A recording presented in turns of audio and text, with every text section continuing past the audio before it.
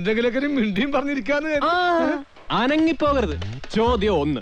നിങ്ങളെന്റെ ഉപ്പാനെ പറ്റി എന്താ പറഞ്ഞത്? ഞാനൊന്നും പറഞ്ഞില്ല. വീരാനിക്ക, പ്രമാണി ചമഞ്ഞ് നടക്കുന്ന തിരൂരങ്ങാടിക്കാരൻ എന്റെ ഉപ്പ ഉമ്മർ യഥാർത്ഥത്തിൽ ആരായിരുന്നു? എത്രക്കാരനായിരുന്നു? എന്താ? ഈ കരണിപ്പണിയുടെ ആള് ഇലക്ട്രീഷ്യൻ. ചോദ്യം 2.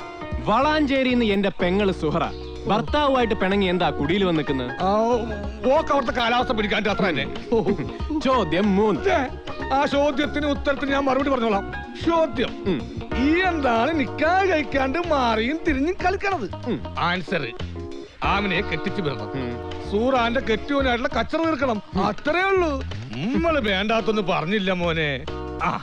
ഈ ഓർഡർ ചെയ്ത പുറ്റു വന്നില്ല. ടീച്ചർ മറന്നു കാണും. ഒന്നുകൂടി ഓർഡർ ചെയ്യും.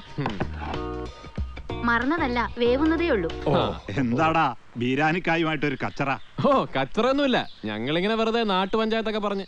എന്താ മാഷെ, കഴിഞ്ഞ ആഴ്ചത്തെ മൂകാംബിക ട്രിപ്പിന്റെ നാളെ ഒരു എയർപോർട്ട് ഓട്ടം ഉണ്ട്. അതുകൊണ്ട് രാത്രി വരില്ല, അതൊഴിഞ്ഞു പോകും. രാത്രി ഓട്ടം ബുദ്ധിമുട്ടല്ലേടാ?